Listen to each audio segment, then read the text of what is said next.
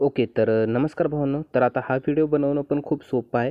तर सुरुवातीला या व्हिडिओच्या डिस्क्रिप्शन बॉक्समध्ये जे लिंक आहे त्यावरती क्लिक करायचं आहे. अशा पद्धतीचं काही येईल आणि बघू शकता अशा पद्धतीची पोस्ट काही असणार आहे. सरळ इथे यायचं आहे. इथं बघू शकता एडिटिंग प्रीसेट आहे, याच्यावरती क्लिक करायचं आहे. याच्यावरती क्लिक केलं की अजून पुन्हा तुम्हाला खाली यायचं आहे आणि बघू शकता या ठिकाणी ऑल मटेरियल आहे. ठीक आहे, याच्यावरती क्लिक करायचं आहे आणि ही जी प्रीसेट असणार आहे ते तुम्ही अलाइट मोशनमध्ये इनपुट करून घ्या. ओके,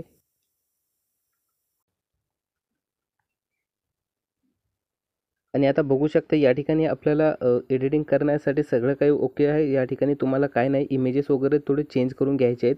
ठीक आहे, तर या ठिकाणी जे काय HB दिसत असेल याच्यावरती क्लिक करून कलर आणि फिल्म जाऊन या नावावरती क्लिक करायचं आहे. जिथं कुठे इमेज तुम्ही ठेवला असेल तो इमेज अशा पद्धतीने सिलेक्ट करून वरती प्लसवरती क्लिक करायचं आहे. ठीक आहे, या ठिकाणी आता सध्या ते इमेज दिसत नाही.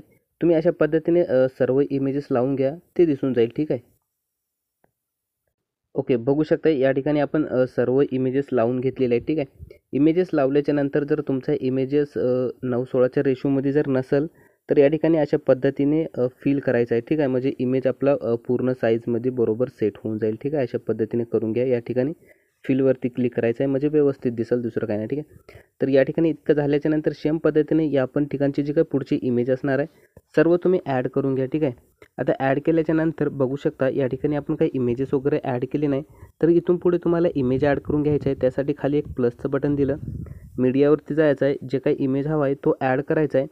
नेक्स्ट बीटवरून त्याचा एक्स्ट्रा पार्ट कट करायचा आहे आणि याला फुल स्क्रीनमध्ये करून घ्यायचं आहे. ठीक आहे, त्यानंतर हे जे इमेज आहे याच्यावरती क्लिक करायचं आहे. याचा इफेक्ट असणार आहे, कॉपी करून घ्यायचा आहे आणि या जी इमेजला आहे ते अशा पद्धतीने पेस्ट करून घ्यायचं आहे. ठीक आहे, आणि सेम पद्धतीने पुन्हा एक इमेज ॲड करायचा आहे, एक्स्ट्रा पार्ट कट करायचा आहे, याला फिल करायचं आहे आणि इफेक्ट याला अशा पद्धतीने पेस्ट करायचं आहे. सेम प्रोसेस अशाच पद्धतीने शेवटपर्यंत करत जायचं आहे. नंतर या ठिकाणी एक ग्रुप असणार आहे, क्लिक करायचं आहे ग्रुपवर अशा पद्धतीने. त्याआधी तुम्ही हे जे ग्रुप असणार आहे अशा पद्धतीने लॉंग प्रेस धरायचा आहे, सर्वात वरी घेऊन जायचं आहे.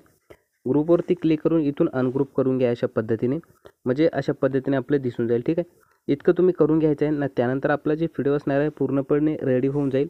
एक्सपोर्ट करून घ्यायचं आहे.